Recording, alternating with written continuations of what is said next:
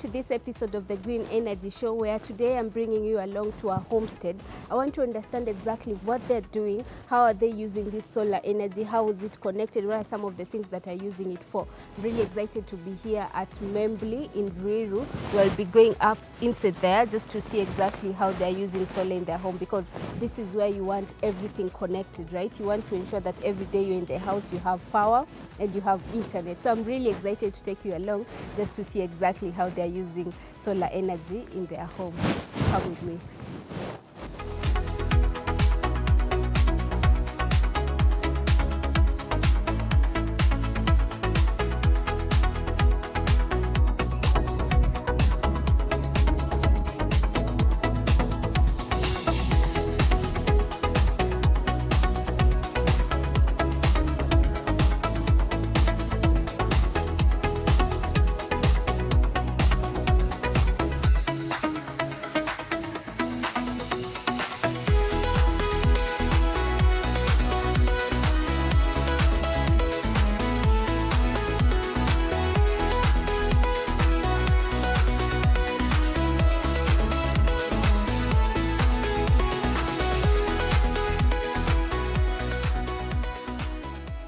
It's so interesting that when we are here at the residential area, we getting to see the machine as well behind me. I'm just going to call it machine now, but I have Ranji here who is going to explain to us exactly what this is and also the numbers, what it means. Yeah, could you kindly explain exactly what this machine is and what the numbers are? Thank you very much, Madam Chemutai. This is a 6 kilowatt and a 10 kilowatt hour battery. 6 kilowatt is the inverter size. 10 kilowatt hour is the battery size. We measure the battery sizes with kilowatt hour. So there are two battery packs here, each of 5 kilowatt hour, and they come to a 10 kilowatt hour and a 6 kilowatt hour. What you're seeing here on the screen is basically what is monitoring. Every time you're able to see it, and actually you can have a look at it. This is an online monitoring system. Okay. So we are able to see exactly, you can see it's at 86% online, and this is 86%. This is now what we call Internet of Things. Very good technologies nowadays, using also AI to get that kind of information. And what you see here remotely, any part of the world, you would be able to get the same thing. Basically, you will see like a whole month. This is what the consumption has been for the whole month. What was the consumption for the whole week, even what was the consumption yesterday, and also the consumption today. What does this do? It tells you, when you talk about carbon credits, you're actually monitoring how much are you doing in a net zero carbon footprint. What are we talking about that? How much are you saving the world from basically the fossil fuels in terms of this? So we're able to monitor it very, very quickly. Now, this system would run a Kenya power bill of about 10,000 Kenya shillings, going to a maximum of 15,000 shillings on what we call off-grid. That is 100% off-grid. So when we do what we call a changeover switch, automatically it goes to Kenya Power, and then at that point is when maybe the batteries have drained beyond sustainability. So normally we have packages of sizes. Based on your power consumption, we can do a 12 kilowatt, 50 kilowatt, we go to 500 kilowatt, even to 1 mega. You know, plants are here doing 3 mega, big sizes, based on the consumption. And that's about it. It's a very beautiful one with also blue lighting like this. It actually looks like a fridge. And now this one powers the whole house, which is a 5-bedroom house with a servant quarters. Yes. Very interesting. Yes. And I think one of the things that when you're talking about Internet of Things, from empowering the whole house, yeah? Yes. But also earlier on I've been speaking to engineers from Mega Math System who are talking about being able to, not necessarily being here for them to fix it. Where they are, they're able to see what the connection is, what the problem is, and look at it as it goes. Is that what you're showing me? Yes, that is exactly what I'm showing you. And they're able to push to what we call software patches and update the firmware. In case there is anything, there's a release, it is actually sent. It comes, updates the system, just like the way we update our phone. Actually, I would like to welcome our chief engineer, Mr. Ruben.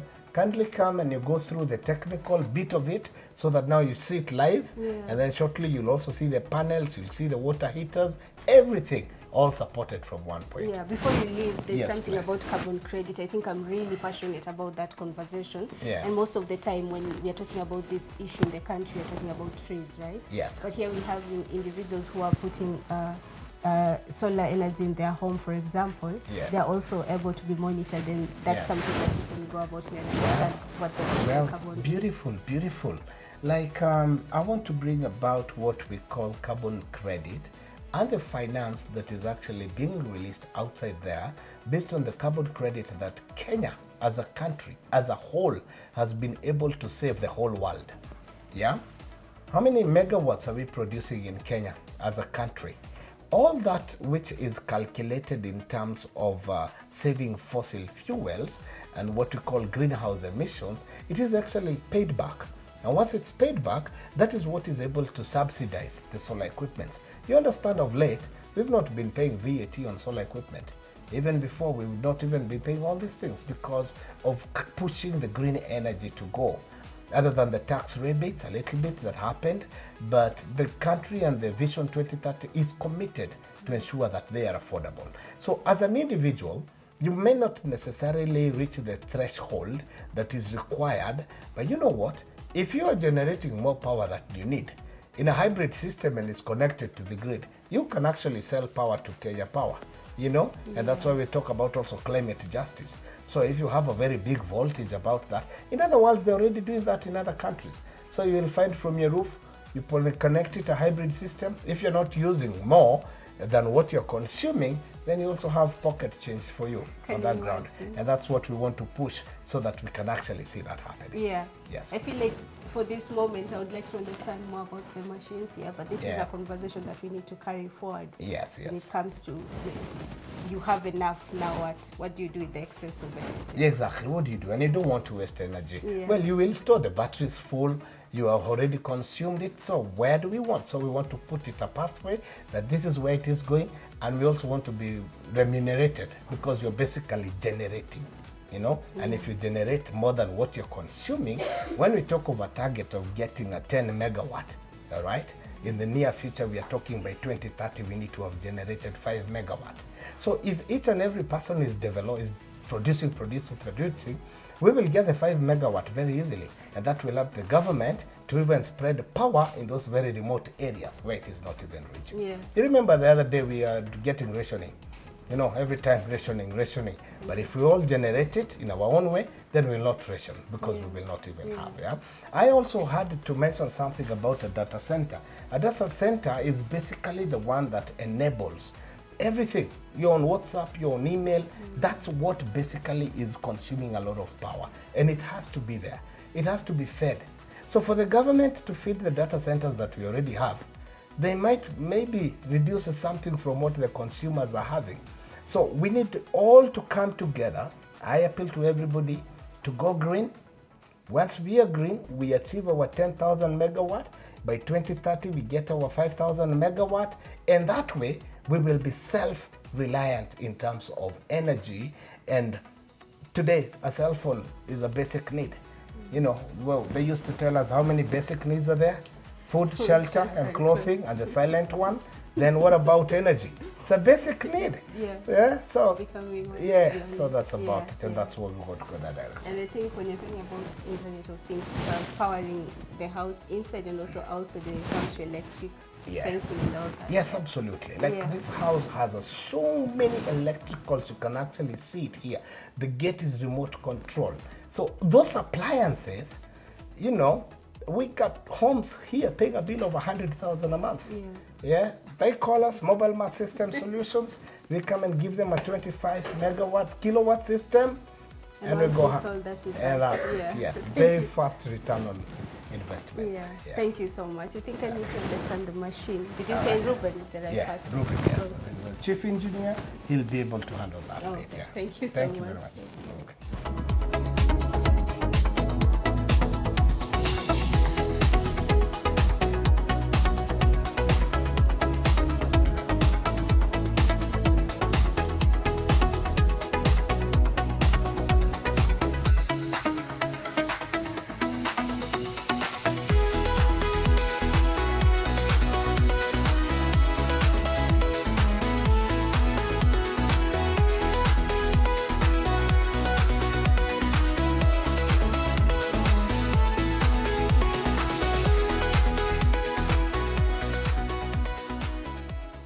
The Green Energy Show is very interesting because we are not just talking about what is being done, but we are showing you exactly. I think if you've been following it up, you've seen how the individuals who have connected solar energy in schools, they've used it in the borehole, they've used it in so many places. But the most exciting part is where you go home at the end of the day. So today in this episode, I'm bringing you along to see how an individual here at Membli in Ruiru has connected the solar energy in their home, and it's very interesting because they're able to monitor everything that is going on in their house, how they're going to not only power their system in their house, but also the electric fences that you're seeing here. And more than that, we are learning that mobile mat system is also able to monitor this virtually.